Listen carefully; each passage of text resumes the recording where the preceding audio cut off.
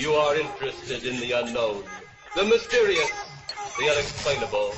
That is why you are here.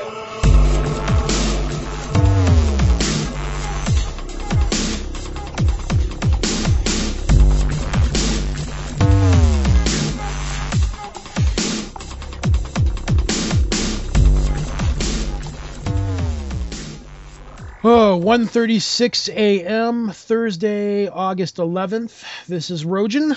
And this is me, Lobo. And welcome back to Project Archivist. Man, it's been a couple of weeks. Dude, I'm itching to get this. I'm like jonesing to record.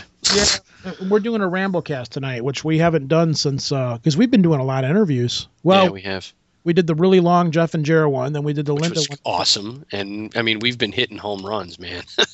Yeah, it's been cool. We're going to sit down and do a Ramble cast tonight, so we're just going to throw a bunch of current event stuff and really neat stuff that we found. And my chops are going to be way out of whack because I haven't done this in a while.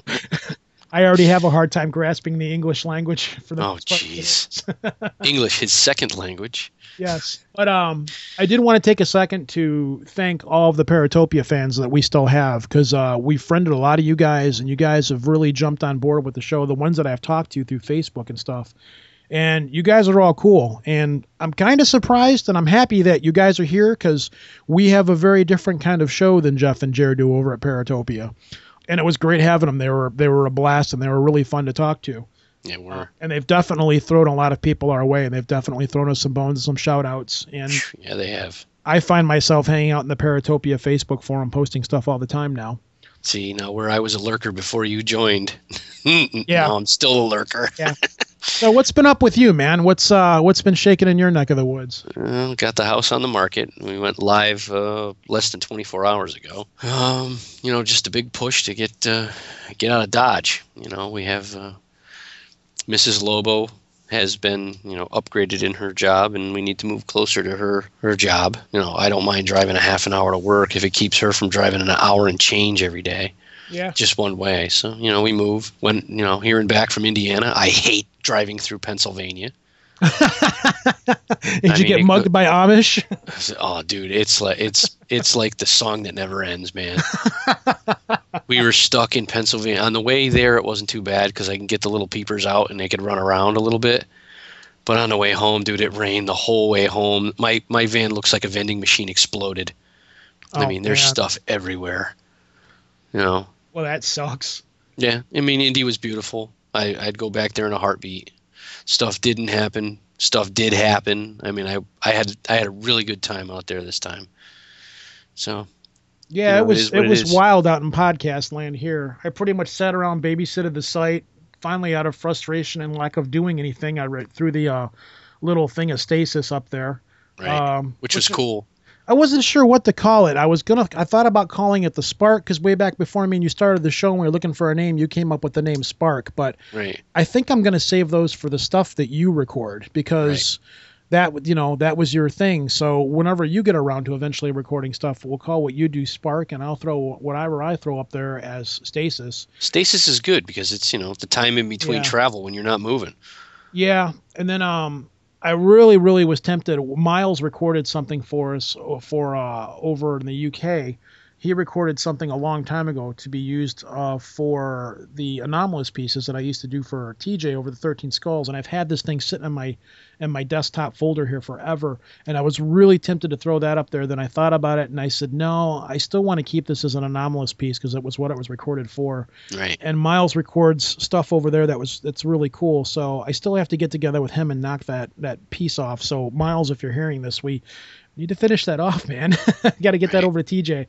We got to see if we can get his permission to play the Sawney Bean for our people. That was a freaking great story. Oh yeah, I think I played the vampire one from Anomalous. Yep. I'm just eventually going to go back and throw the Anomalises up there here and there. But nice. I don't really think that people are really responding to them. Well, a lot of the people that are 13 Skulls fans have already heard them anyways. So right. It's just one of those things I threw up there. But that was for the people that aren't 13 Skulls fan, to give them an idea of something else that I'd like to do in between. But we're so bogged down with stuff that we've got coming up for this show, I honestly don't know when I'm going to have a chance to get to it, because this thing is turning into a giant roly-poly going downhill, just picking up stuff as it goes. You know, Nice. I'm actually at this point struggling to make sure that we keep the show under our control. So, Right. you know, because in a few weeks, like my job is my hours are supposed to go through the roof. I test drive cars for one of the big three, and there's a bunch of stuff coming down the pipe, and they keep telling us we're going to bounce your hours up. We're going to bounce your hours up, and you're going to be working a lot more. And I work mornings, and we record at night, so I'm like, okay, you know, eventually this inertia that we've been carrying, giving you guys episodes every week, as cool as it is, and as much as we love doing it, I don't know how long we're going to be able to keep bouncing stuff to you every week, but we're going to try. So knowing the way me and you are, we'll figure something out. But man, we're meandering here and going on and on. So we're gonna just you just want to jump right into it here, or you want to? Sure. All right. Yeah, Well, we have one that was, you know, near and dear to my heart, and now after I said that, I'm sure I'll get the hairy eyeball from people. But it's from Mail Online, and it's a story about Jack the Ripper. And as you know, I'm a nut job about serial killers, and this is like one of the highest about profile. nut jobs. Indeed. Apple doesn't fall too far from the tree, perhaps. Mm-hmm. This is this Jack the Ripper? Scotland Yard's Chief Inspector Frederick Aberline named as serial killer in new investigation. Spanish hiding expert claims to solve a 120-year-old murder mystery. Suspects have ranged from the royal family members to a local butcher, but it is now claimed that Jack the Ripper was a very detective who led the hunt for the killer. Chief Inspector Frederick Aberline of Scotland Yard was the man who murdered and mutilated at least 5 women in Victorian East London, at least according to Spanish writer José Luis Abad, 84. He makes the claim in his book, Jack the Ripper, the Most Intelligent Murder in History, published in Spain this week. Mr. Abad is a handwriting expert and has compared Aberline's writing with that of the Ripper's diary, which surfaced in Liverpool in 1992. Mr. Abad says, I have no doubt Aberline was the Ripper. Handwriting does not lie. The diary was attributed to the Liverpool cotton dealer called James Maybrick, who others identified as the Ripper. But many experts say the diary is a hoax. Mr. Abad believes it is real, but the author was Aberline, not Maybrick.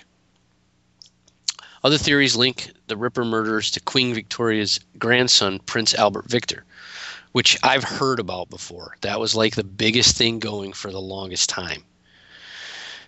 He was kind of a weird guy too. So he was a strange cat in his own right, and it would make sense that someone from the royal family would have that kind of like shield around him, where they'd say, all right, you know what? Don't look at this because we hide everything. Yeah. Yeah. So, but there's another guy that's going to be spoken of in a little bit here, so I'm going to continue. The detective was placed in charge of the Ripper investigation following the murder of Mary Ann Nichols in August 1888. He died in 1929, age 86, in his home in Bournemouth. It says Michael Caine played Chief Inspector Aberline in the 1988 TV movie Jack the Ripper, and Johnny Depp played the policeman in 2001's From Hell. Jack the Ripper brought terror to the capital by butchering at least 5 prostitutes in Whitechapel, East London, between August and November 1888. On one infamous night, he murdered 2 women within minutes of each other. An analysis of his methods revealed that several of the Ripper's victims had their throats cut, while those killed also had organs removed, such as uterus or the heart. It has been claimed that before every slaying, the Ripper would spend time drinking spirits in a pub before taking a stroll throughout the Whitechapel neighborhood with lower inhibitions. After each killing, he would return to a safe area where he could wash the blood from his hands and get rid of the soiled clothing. The case remains one of the world's greatest unsolved murder mysteries, and over the years, many suspects have been brought into the frame, including Prince Albert Victor, Queen Victoria's grandson, Sir William Gull, the Queen's physician, and Sir Walter Sickert, a renowned painter of the time. At the time of the incidents, New Scotland Yard boiled it down to 4 suspects, but similarly, they were unable to nail the murderer. The pseudonym Jack the Ripper came from the letter posted to a London news agency at the time of the murder, supposedly from the killer himself, but it was later dismissed as a hoax. Last month, it emerged Scotland Yard is fighting a legal battle to withhold secret Ripper files compiled by special branch officers in the 1880s. Now, the guy that most people thought was the real suspect is at the bottom of the page. There's 4 guys lined up, and the guy's name was Aaron Kosminski. Mm-hmm. And he was the one that they had their finger on for the longest time. And they believed that he had come to the United States and that there were other murders that were linked to that particular gentleman. But now, I mean, if the Ripper Diary is actually real and it's not a hoax, I mean, it's pretty irrefutable evidence that if this handwriting does not change. As you get older, your script changes, but it carries along the same line.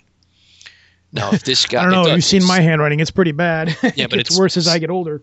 Indeed, but it shows a degradation in your handwriting, and it will stay the same. Yeah. And as your handwriting changes, it'll still be noticeable that it's your handwriting, because everybody has a certain amount of flourishes in their handwriting. Your stroke pressure is different. You'll start strong at the end, and you'll finish out lighter as you get towards the end. Everybody's handwriting, it's almost like a fingerprint. That's why when someone is a person that can copy or mimic someone's handwriting to the T, that is real skill, because it takes so much time of analyzing someone's handwriting.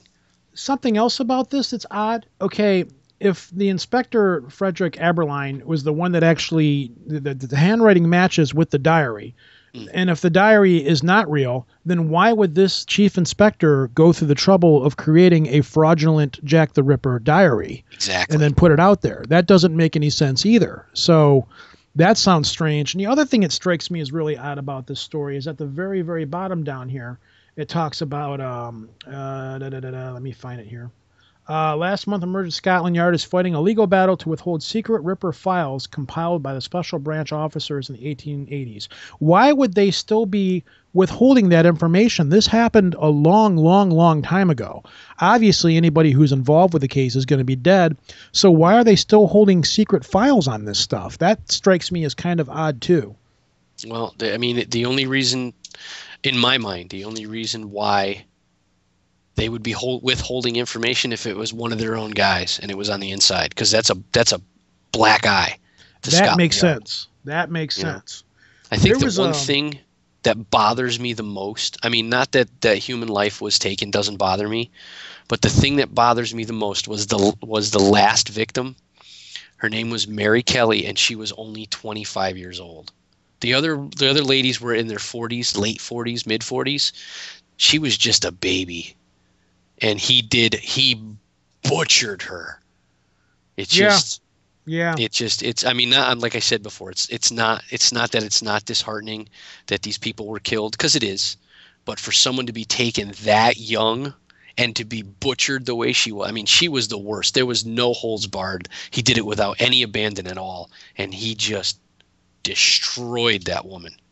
Wasn't Lewis Carroll also a suspect too? The guy who wrote Alice in Wonderland? I think he was also a suspect for a little while. There were some people that said perhaps. I mean, the biggest one that hits home for me was William Gull. He was a Mason, and they thought that some of the stuff could correlate with some other things that have to do with Masonry, which was sickened me greatly even before I became a Mason. Oh gosh, here we go. All right, we're not going any farther than that. All righty.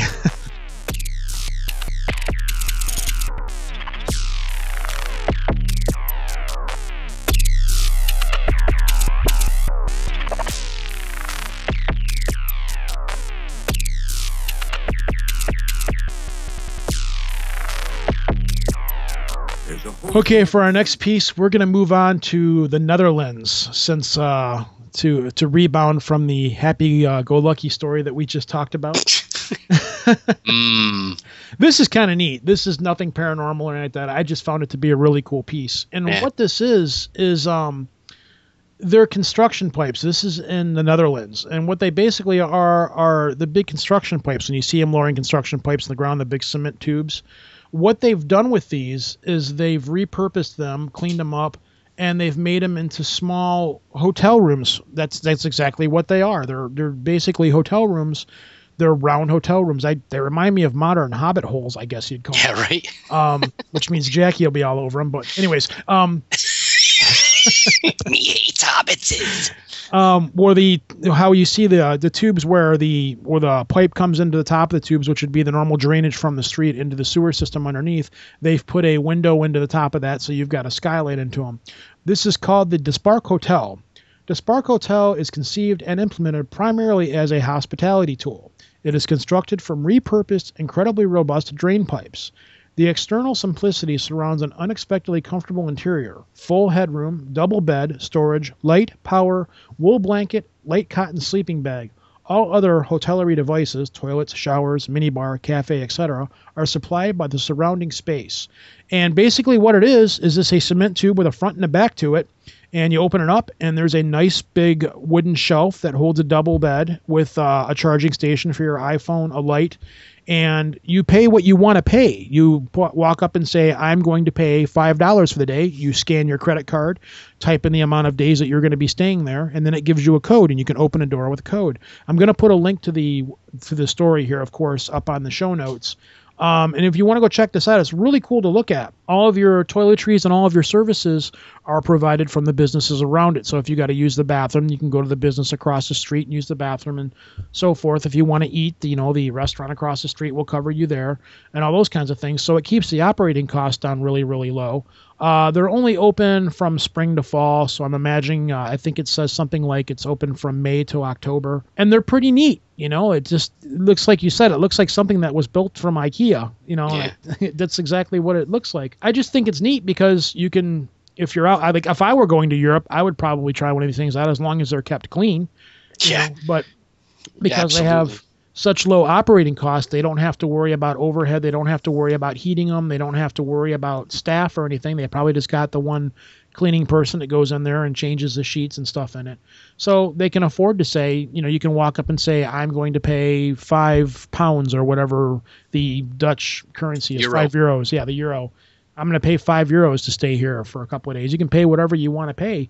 And they're pretty neat little things, They don't look too bad. They look like big cement tubes with doors on the front and the back. So. I can see something like this taking off in California or Oregon or, even up north where I am. If they had something open from spring to fall in Vermont or New Hampshire, I'd go. Are you kidding me?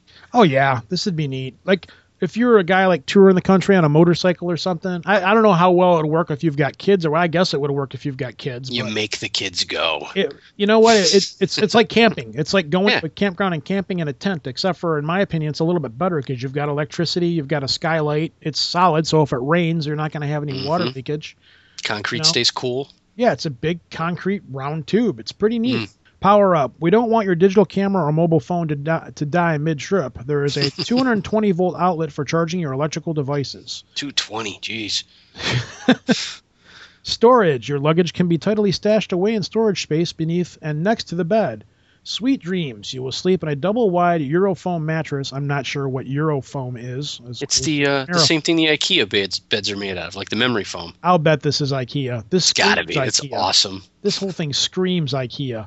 Yeah. Mattress held by an ergonomic slated frame by Optimo. In a storage right next to the bed, you'll find fresh pillows, blankets, and sheets. Plenty for even the coolest summer nights. But yeah, that's it. Stop over to the website and check out the link to Daspark Hotel, which you said what did you think that meant? I think it means Spartan living. Like simplified living. That's what it is, I would so live there. Or at least hang out there. You know what? I could see this at a campground. This would be good for campgrounds here. Dude, you kidding me? You think about it. You're going to pay the money. You get a bunch of these repurposed things come in, okay? It would save you money on building a cabin for people to stay in, or even a platform tent. Yeah. The platform tent made of wood, you got to worry about it breaking down, termites, bugs, all kinds of stuff ruining it. You roll in a flatbed with 10 or 12 of these things on it, set it up, run your power. It's virtually like it's turnkey operation. Yeah, you're right. It is. We're in the wrong business, dude. We need to open up a about campground full of these things. Hi there, folks. I'm Pastor Recoil, and I'm here to share with you a message about bacon. Because I like bacon. And do you know who else likes bacon? Seder over at the-bunker.net. So if you like bacon too, Check out Transmissions from the Bunker at the-bunker.net. Okay, Lobo, where are you taking us off to now? Back to Mail Online. Yep. This is, again, something that Mrs. Lobo would absolutely hate. So I'm going to read it, and I'm going to relish reading it. It looks gross, too. Snakes Alive, the venomous vino that comes with added bite. But don't worry, the alcohol cancels out the poison. Which Let me describe this first before you start reading. Let me describe this. What I'm looking at here, this is hardcore Colt 45 stuff we're talking about. Oh. Okay, these are wine bottles that are filled with yellowish wine. And inside the wine bottles, you have cobras biting onto scorpions and other venomous snakes. And what they do is they take the stuff. I'll let you read the story, but in a nutshell, they take these really poisonous, venomous snakes. It blows the tequila out of the worm away. I mean, you've got cobras, and these are real cobras and giant scorpions, big, thick scorpions, just thrown in these bottles with, cobras, real cobras latching down on scorpions. And they put them in the bottles and they let them ferment. This is something, if anything, I have ever told you to go to the website and check out the show notes. You've got to see this. It'll blow your mind. Take it away, dude. This is forget eating the worm after downing your tequila. Ah. With these bottles of unusual wine produced in Vietnam, a tasty tipple comes with a far more potent bite. A village there is producing snake and scorpion wine and shipping it worldwide, with the rare beverage available to order online. The venomous cobra snake is used to make the snake wine, but the poison is canceled out by the alcoholic content of the drink, meaning you'll avoid a pounding hangover, which, again, we talked about this earlier. I think their science is a bit hanky, but I digress. We'll continue. Similarly, months of fermenting means the dead scorpion encased in the yellow bottles doesn't have the same sting in the tail as it did when alive. These new pictures show how the cobras and black scorpions are preserved in the liquid to have their poison dissolved in the rice wine. Now it's Saki. That's pretty kick-ass. Oh, I love Saki. I love Saki. Because snake venoms are protein-based, they are inactivated by the denaturing effects of ethanol and thus are no more dangerous. Instead, the liquor is considered healthy and seemingly has many health benefits. Snake and scorpion wine are also known as a natural medicine used to treat different health problems such as back pain, rheumatism, lumbago, which I didn't even know people suffered from anymore, and other health conditions. These rice-based liquors are also considered to be a strong natural aphrodisiac. Of course. Well, you might balk at the idea of giving your other half a bottle for Valentine's Day. The drink has been touted as one of the most manly beverages ever made. Snake wine has been considered an effective curative for thousands of years, but is also widely thought to increase male virility. I'm just going to continue. There are thought to be over 100 forms of Ruthok, or medicine wine, available in Vietnam, many of which are infused with the remains of wildlife, with even endangered species included in the distilling process. Now, being from Vietnam, that really doesn't surprise me a whole lot. You know what? Why is it that everything off the wall in Vietnam is an aphrodisiac? Have you noticed that? Come on, think about it. You have to be off your nut to drink it. I kind of want to taste it. I kind of want to. If I wasn't, listen to us. I wasn't in the same boat as I am. We're like, this is terrible. Let's try some. Dude, you know what the thing is? We're those guys that stand and watch a train slowly crash because it's cool. Yeah. I just, I got to laugh, though. It's like everything in the Orient is an aphrodisiac. So the weirder it is, the more Viagra-like it's going to be. I know, dude. It's weird.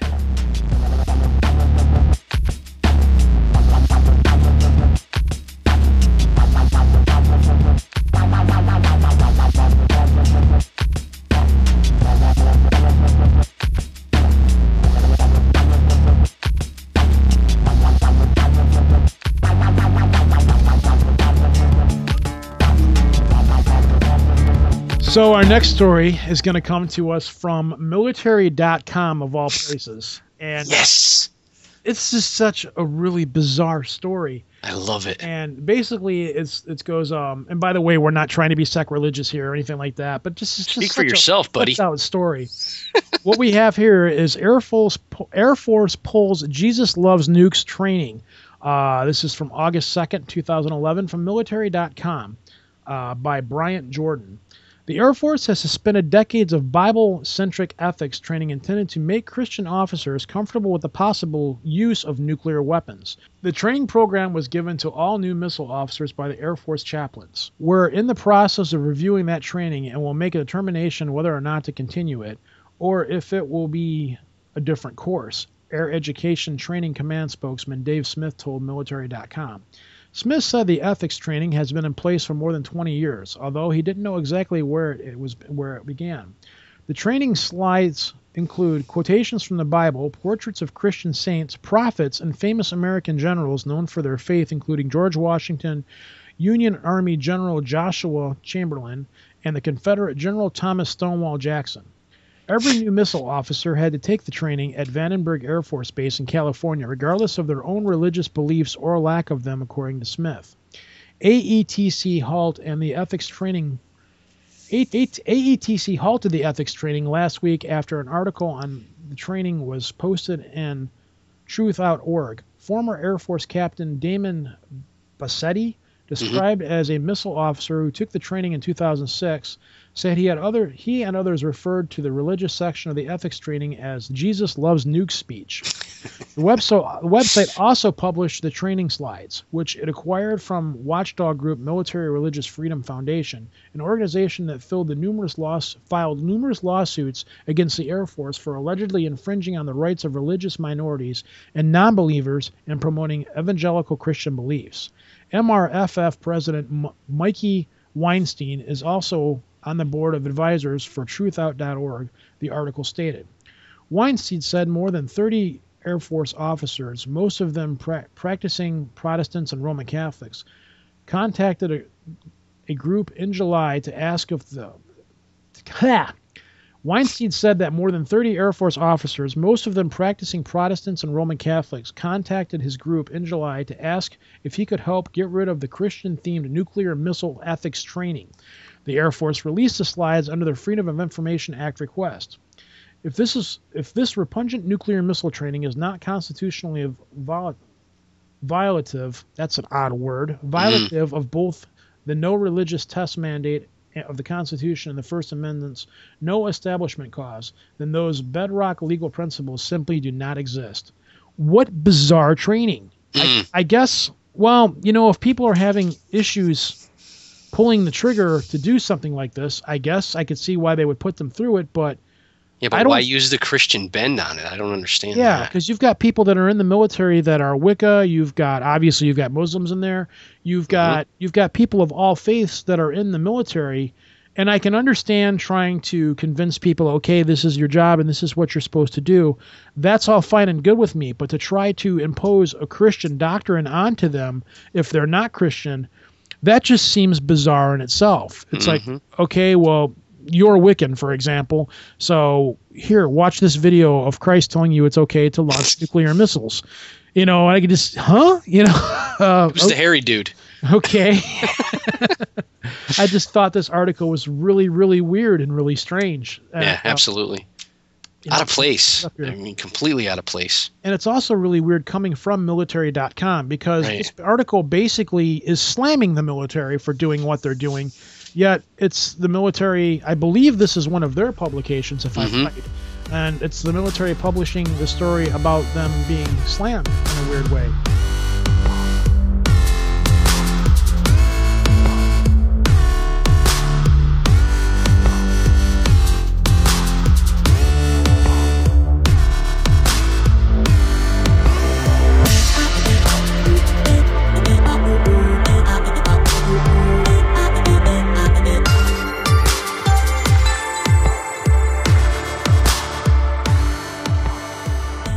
So now you're going to take us to New Jersey, where we're going to be messing with Sasquatch. Yeah. What was that? That was a Sasquatch growl. That's it, dude. That was my against better judgment growl. It says This is gather.com. It's urban Bigfoot sightings increase in New Jersey. Snooky's new boyfriend. Waka waka. Waka waka waka. Bigfoot spotters in New Jersey are reporting their own version of Sasquatch in ever-increasing numbers, called Big Red Eye, which I've heard of before. By locals, the sightings started in the 1970s and have been getting a little more attention lately, possibly due to the popularity of television shows heating up the subject. But New Jersey is no stranger to mysterious creatures stalking the extensive and still somewhat remote forests of the state. Their NHL team, it's named from the most pervasive legend, the New Jersey Devil. So this new Bigfoot legend is a relative newcomer. But it doesn't mean that there aren't ardent believers. Big Red Eye is being stalked itself with trackers who now have an impressive array of surveillance equipment which opens up a nighttime option of having their wits scared out of them, and worse. It still leaves time for a little philosophical reflection. As Bigfoot research organization tracker Mike Aragona puts it, we have all this technology. We put a man on the moon.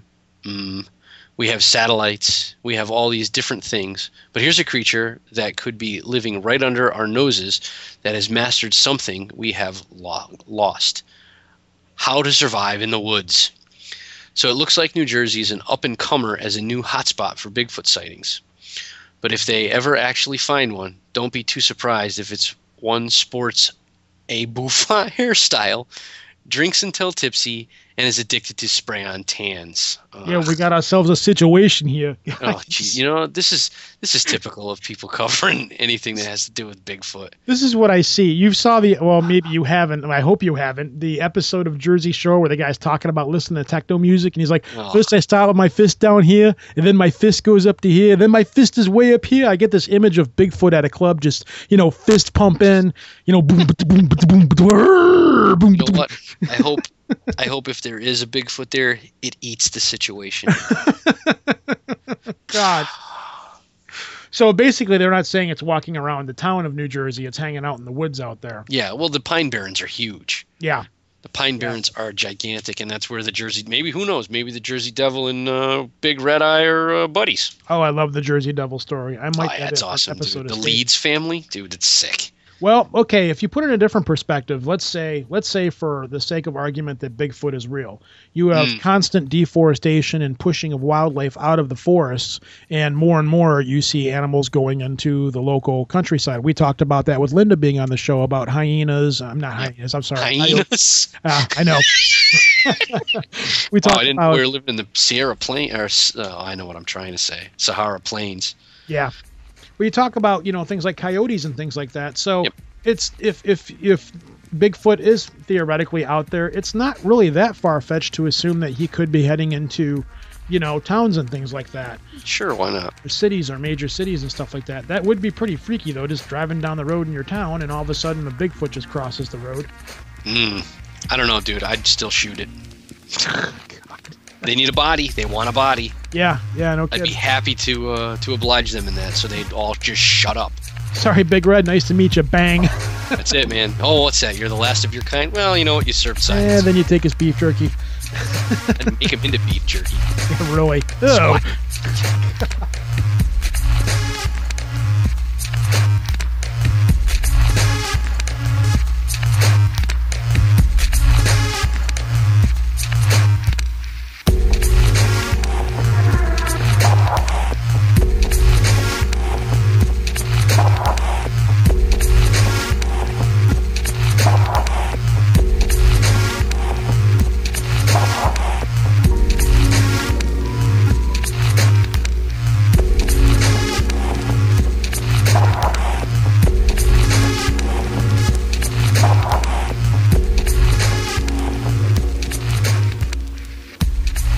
All right, this next piece we're going to do comes to us from one of the bands that we actually use on the show, and the name of the band is Noisebud.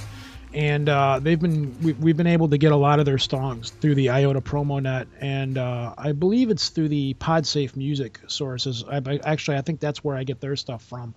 But they have a really cool blog, and they post experimental musically oriented stuff. And I was scrolling around looking for music for the show, and I was friended with them on Facebook, and they posted stuff up on Facebook as well. And they posted this really neat article about musical roads. I'll just read it for you. The story comes out of, these guys are from overseas. They're European. I believe they're Dutch or German as well. But these musical highways apparently are all over the country. They cover the ones that are specifically over in their part of the country. This is Musical Roads by Noisebud.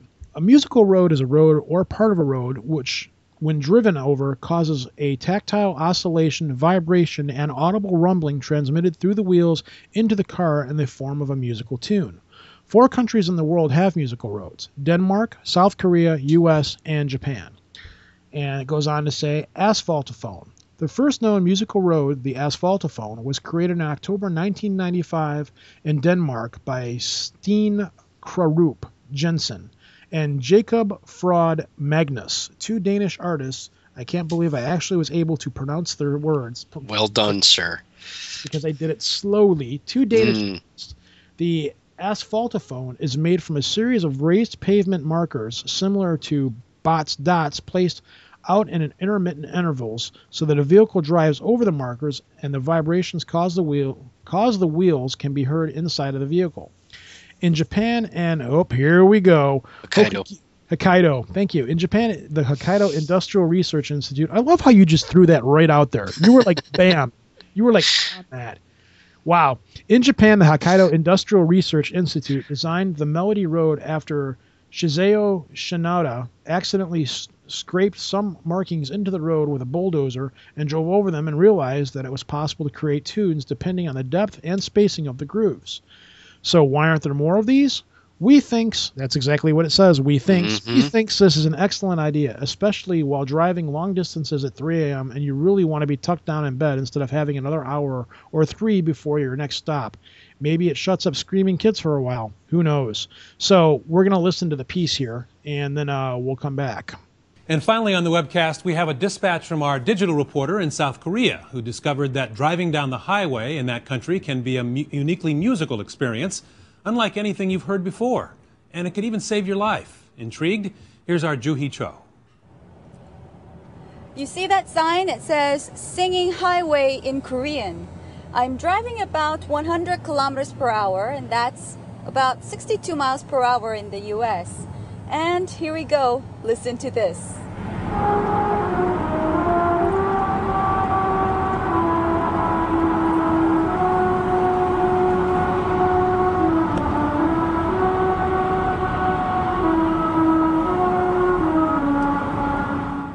Now that was a bit eerie, but just enough to get your attention. The idea came from the Korean Highway Corporation.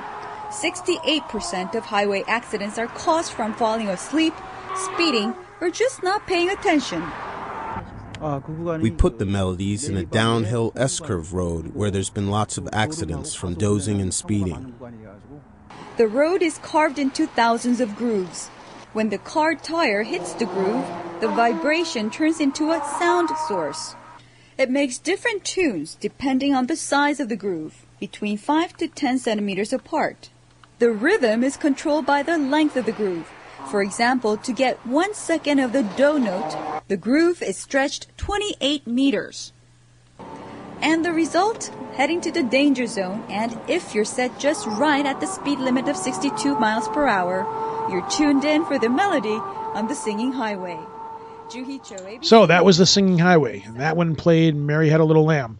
And we were talking earlier about one with a certain car of some kind or another. Yeah, I want to say it's the Honda Civic, and it plays the William Tell Overture. But if you don't have a Honda Civic and it doesn't have the same wheelbase, it doesn't play. It just sounds like random noise. I was wondering what it would be like if you rode a motorcycle or something over it too, because you're only dealing with crash. No, it's not that bad.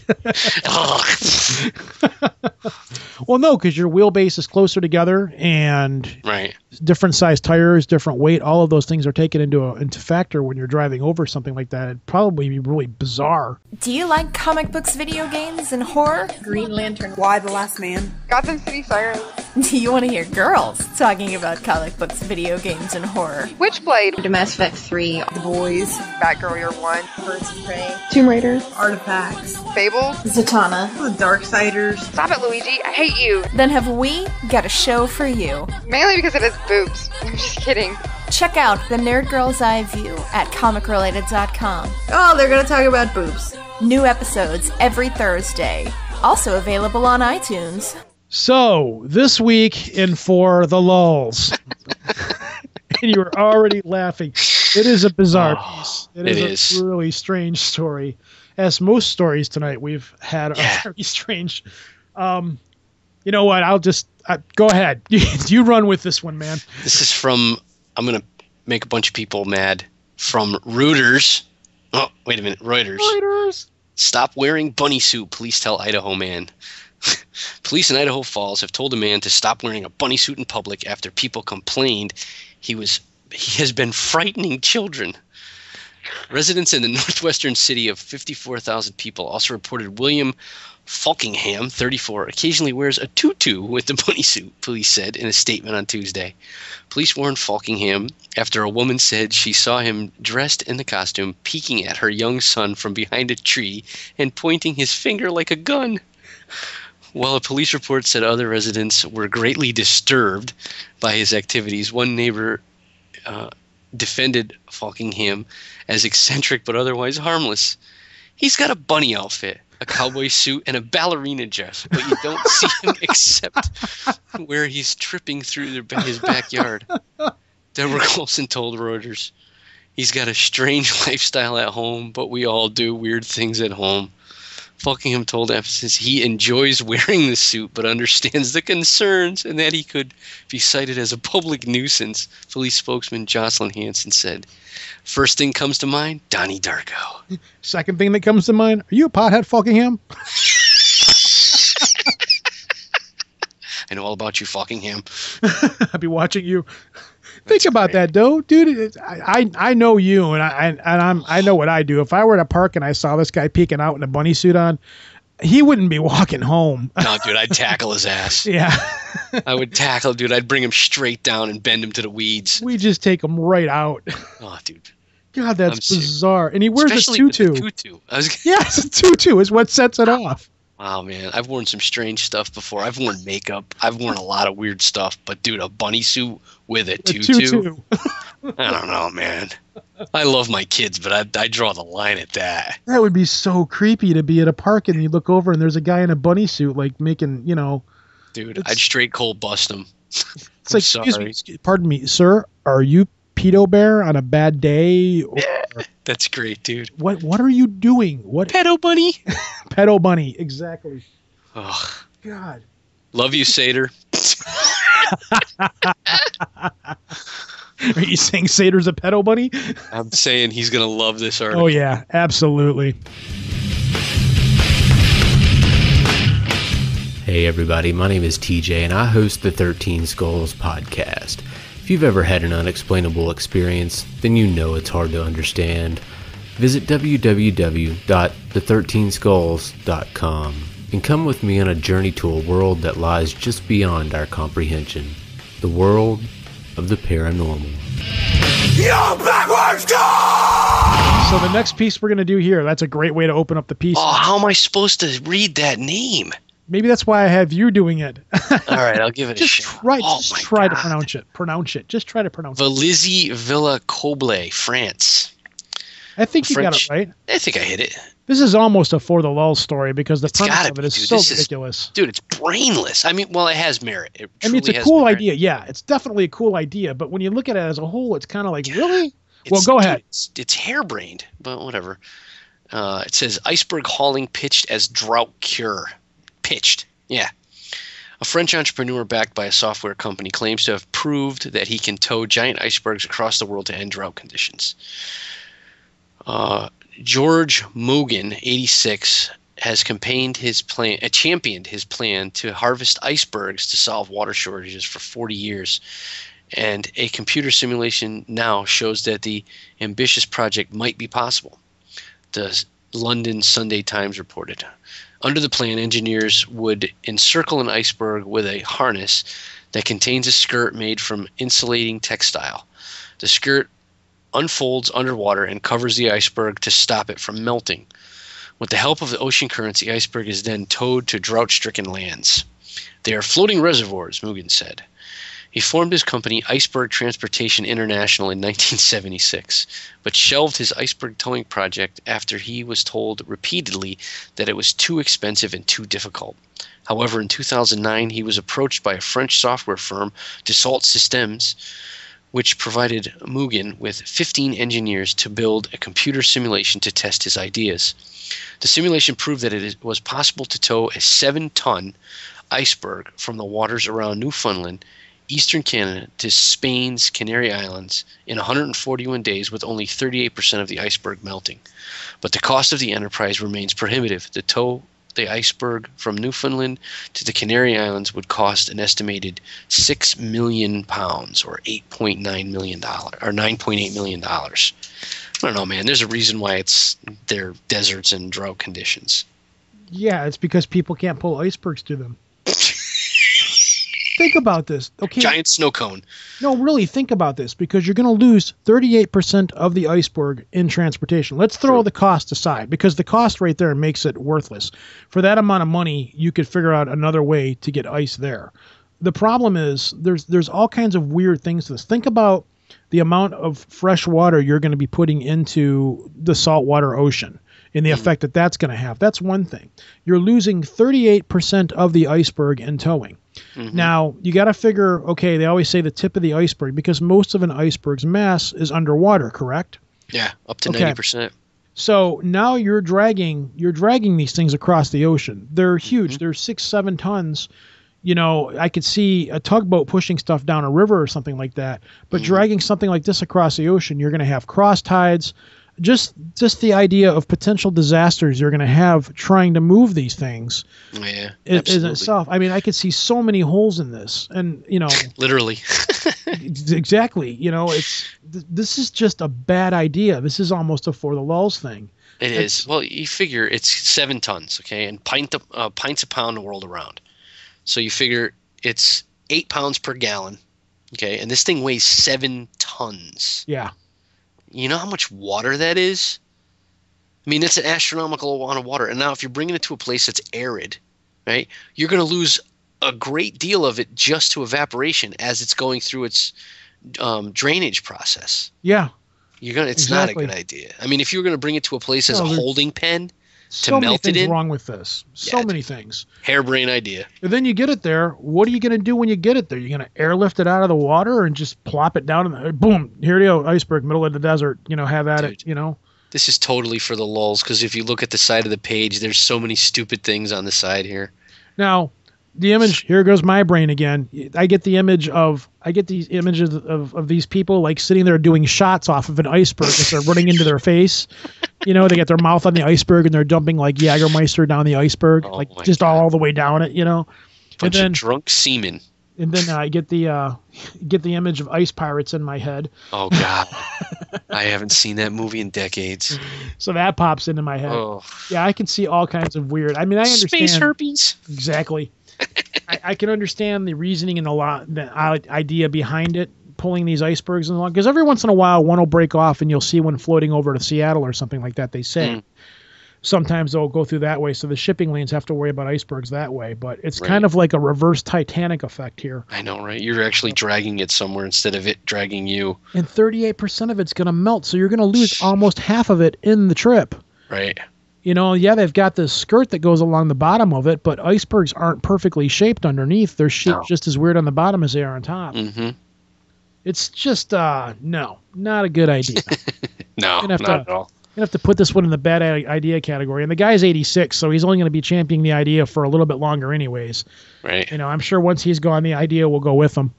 I don't know, dude. This whole page is just freaking bad news. Look over to the left. Man plummets to death at Galaxy. No, higher. Man shoots himself in penis. Hold on, I'm clicking that one. We're going to do this one on the fly.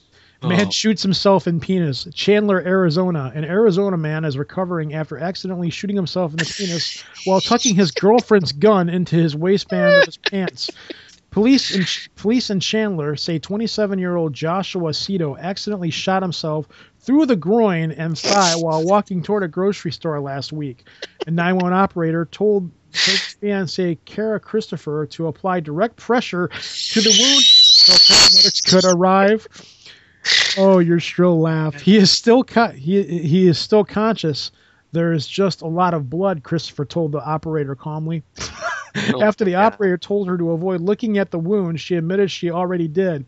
I did look at it, she said. It's pretty bad. After the shooting sparked a lot of media coverage in Arizona, Chandler Police Detective Seth Tyler used the opportunity to stress gun safety. If you're going to carry a handgun in your person, use a holster, not your waistband, said Detective Tyler. It's not clear what kind of gun wounded Sato or whether he'll face any charges. Well, if it was his girlfriend's gun, hopefully it was a 22, a 25, or a 380, or else he's going to have no manhood. Oh, wow. That would suck. Dude, suck doesn't even begin to describe that. And then the comments are priceless. Dude's good at hitting small targets. All right, so we're going to magically transport ourselves over to the unexplained.net. And this is at first glance, this was a woo-woo story, but it's really interesting. So just for the obscure factor of it, because this is where this took place is only a matter of a couple hours drive from me. Oh, that's right, it is, isn't it? I didn't think about that. So this is inland shark discovery follows UFO sightings. The idea of discovering out-of-place animals is nothing new in itself, but after witnesses discovered a shark that had somehow made its way 50 miles inland from the nearest body of water, it may be worth noting that the area has seen an elevated level of UFO activity in the past few weeks. New Hampshire is no stranger to unusual events, but this one just might be the strangest so far. What could have carried a shark 50 miles inland and deposited it in the middle of the New Hampshire woods? The macabre discovery was made near Milton, when residents came across an unusual smell of decomposing shark. After informing authorities, the shark was examined by local fish and wildlife authorities to determine if it was a threat to local environment. Local fish... wait a minute. The macabre discovery was made near Milton, when residents came across the unusual smell of a decomposing shark. After informing authorities, the shark was examined by local fish and wildlife authorities to determine if it was a threat to the local environment. Deciding there was nothing overtly dangerous about the corpse and nothing unusual aside from the particular location, it was left where it was found. But when we look at the recent string of UFO sightings in the area, the story takes a strange turn. There have been a number of UFO reports submitted to the Mutual UFO Network from the state, with a large number of them taking place in the south, just south of Milton, along the river, along the borders between New Hampshire and Maine. A few are reports of earlier events, but at least one seems puzzling. Not only does the report take place during the time frame that the shark was likely deposited, it reports a strange glowing object moving from the sea up the northwest. The witness, who remains anonymous, never had any indication of the mysterious vessel's strange cargo, but the two events seem too strange and too close together to be sheer coincidence. Is it possible one of these objects collected a shark from the ocean and later deposited in the woods further inland where it would not likely be discovered? The official explanation from authorities is that a fisherman went out and caught the shark, took it ashore, and then drove for over an hour along the winding highways until he reached a secluded rural spot when he deposited the creature. And throughout the entire journey, no one noticed the shark in their vehicle. Additional considerations, that just sounds absurd. It's a weather balloon. Nothing to see here. Additional considerations to take into account with this explanation include the intense amount of difficulty someone would have while carrying a 6 to 8 foot shark deep into the woods without anyone noticing. While the species of the shark is undetermined, even the modest nurse shark weighs an estimated 270 pounds and has slippery skin that would make it difficult to carry. No mention was made of any evidence of ropes or pulley systems that would have been required to get the creature into the woods. Add on top of that the general rough terrain and of off-trail woods, and we have an even bigger mystery. For years, flying saucers have reportedly had an interest in the oceans, showing up around coastal regions more often than anywhere else in the world. Some reports have included accounts of distant objects even pulling up water in their vessels, and even schools of fish. Now, I don't know about you, but I could think of a smaller shark that would have been easily transported, and it's a dog shark. It's like a sand shark. It's tiny. Right? Yeah, I could see you doing that. But 6 to 8 feet and an excess of 270 pounds? I don't think so. No. Okay. The way my brain works, how we will say an article, and then for whatever reason, a random picture will come into my head. There's a couple of things about this. The first one that comes to my mind reminds me of the old, I don't know if it's an urban legend or not, but the story about the guy that was scuba diving off of the coast, and there was a fire somewhere, and the airplane scooped up the water, then dumped it into the woods, and they found the guy's charred body in scuba gear in the woods. That's a myth. So funny. Yeah, there's a UFO connection right there. But even still, if you take away the whole UFO factor, let's take that completely out of the equation, and let's just talk about the shark swimming 50 miles inland, which in itself is kind of weird. In my depends. Bull sharks have been found more than that inland, but they're not on the ground. They're in the water. Exactly. So now you bring in the factor that, okay, so a fisherman caught the shark, and if you take away the UFO factor of it at all, even that factor is weird, that somebody just said, let's go take this out into the middle of the woods and drop it off. Shark meat's expensive, man. Yeah, the effort it would take to go and drop it off in the woods is strange in itself, and the story points out the difficulties of said problem. It's like, well, what are we going to do? Throw this into the back of our pickup truck? It's a shark. See, now this I find strange, which I'll admit that's why I wanted to read it.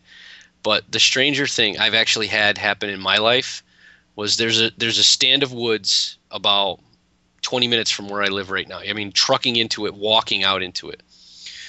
And in the middle of a circle of trees was a Chevette, right? A car? A car. Okay. I don't know how the car got there. There's no way that the tree stand grew up around it, because for those particular trees to grow, it would have been more likely to be a Model A sitting in that tree stand. I still, to this day, don't know how the hell that car got there. All right, Lobo. So what you're saying is that a Chevette swam inland up the stream 50 miles, and then you're saying that a fisherman probably caught the Chevette, grabbed it, put it into the back of their vehicle, drove it off into some remote woods location, and dropped the Chevette off into the woods? Indeed. I don't buy that. Do you know how expensive Chevette meat is right now?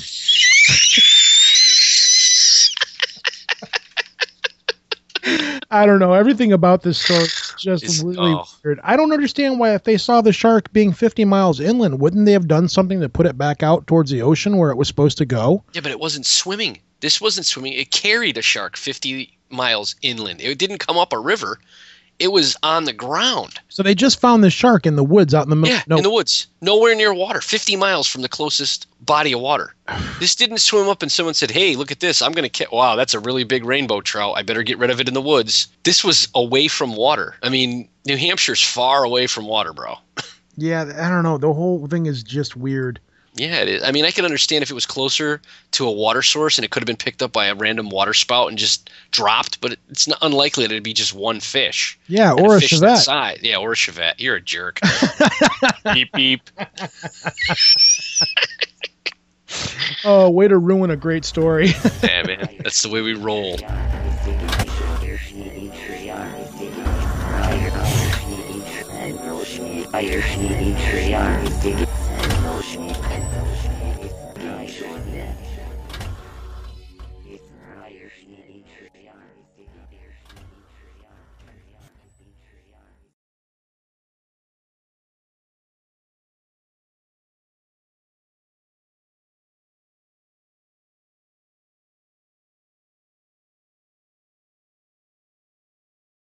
We have reached the end of this week's show. Yes, we have. Over a 2-night period of time recording this time. And mostly because we found more weird stories and had to go back and delete stories that we thought weren't as weird as the weird stories that we found. Yeah. To replace the other stories with. And then carrying on about funny stuff we have been finding. That we haven't even used on the air yet. Fried chicken man. To let everybody know, we're not going to cover it this week, but we found a story about this guy who cooks fried chicken in vats of boiling hot oil, and he can stick his hands in there and pull the oil out of like 480-degree oil and not burn himself. And it's really, really, it's bizarre. I've been saying that a lot tonight, but it absolutely is. Well, let's let the cat out of the bag for who we're going to have on here next week. We're going to be doing another interview show next week, and we're going to be interviewing John Teeney from Paranormal State, which at this point is probably going to have a lot of people scratching their heads because it's no secret that me and you are not fans of paranormal reality shows on television. Right. But I like Teeney. He's a pretty cool cat. And why he's actually on reality paranormal television shows, I'm not really sure about, because he goes and he attacks the ghost hunting issue from a completely different angle, as about going out and doing research. He doesn't really care about the whole everybody has to have an EMF detector and the whole EVP thing. He knows it's there and he believes they're tools and stuff, but it's not where he comes from. And I had met him at the Motor City Comic Con, and I hit it off with him immediately. And he's going to come on the air, and hopefully he's going to dish about what goes on behind the scenes at a lot of these paranormal reality shows. And we're going to talk about, of course, ghost hunting, what it means to be a paranormal investigator from his aspect. Just a lot of the things that he says I agree with as far as ghost hunting goes, because I've caught some flack from this from people that I know in a lot of the ghost hunting groups, and it's not that I'm anti-ghost hunting at all. It's that we're anti-idiots. It's probably the best way to put it. You coined the phrase, yeah, because I don't like the fact that people go out and watch these shows and then think, okay, I can go do what these guys are doing, and they perpetuate the stupid stuff that they see on TV when it's not that way. So, when somebody comes along, and it's also no secret that I'm from old school. I've read a lot of the old books on paranormal, and John comes from that as well. So we're looking forward to having him on here. Plus, when somebody from Paranormal State calls you up and says, hey, I want to be on your show, you don't turn them down. No. But Teeney's going to come on here next week. I'm not entirely sure, again, where we're going to go with the interviews, but at this point, you people are familiar with interviews and what we like to do with people and how we like to say things and what we like to talk about. Right. And the fact that we try to pull new things out and try to get new information out there that you guys might have not have heard before, and try to get different perspectives on things that you might know about. That's what we strive for. So what do you want to say here now that I've been meandering on? I'm at a loss. Something I wanted to cover and I can't remember what it was. Well, I'm going to thank everybody for going out and putting reviews up that people have been putting in reviews. Yeah, we got some phone calls. We got some phone calls. The last one I was going to play from Judy called in, but the phone call was just really garbled and weird. So call back. Yeah, right. Please, Judy, please. Please call back. The number, if you do want to call into the show and leave a message, is 734-681-0459. We do check our email religiously every day, 12 times a day. We stare at the computer screen and just watch it. We actually weep silently, wondering why more aren't coming in. Why aren't more people calling? Why doesn't anybody love us? Now we're gonna get all kinds of crazy phone calls. I kill people and I eat human hands. There's two things. If you'd like to write into the show and leave us some feedback, the email is Project Archivist, just like the webpage and the show, @gmail.com. If you want to help the show up until we get our PayPal button up there, we're going to start begging you people for money. Yes, that day will be coming. But if you can't donate, no, that doesn't make you a douchebag. There's the disclaimer right there. Yeah. I think I have the douchebag covered pretty well. But if you want to help the show, the best thing that you could possibly do, and the thing that we beg from anybody as much as humanly possible, is go on iTunes and give us a good review. The more good reviews we get on there, the faster we go up. The more people we get listening to the show, the bigger we will become, and the harder we're going to strive to do the best that we can. Because we do take the stuff serious. We just act like screwballs. Yeah. I think our fans know that by now. I think so too. I think that's why they actually come here. Yeah, because we don't take ourselves too seriously. No. The information, yes. Ourselves, no. Exactly. But I think that's it. So Unless you've got something you want to throw in here. I had something and I was all I know geared up your for it. brain's And I don't. strong blank tonight. I got nothing. I'm hitting a wall. Anyways, until next week, this is Rojan. From slightly lower than the D. I was hoping I could just slide by without you doing that. Nope. And this is where you say your name, and then I'll say from a better Connecticut. Yeah. Or I'll whisper, "Don't listen to him." Just finish the stupid show. This is Lobo. Peace out. Peace.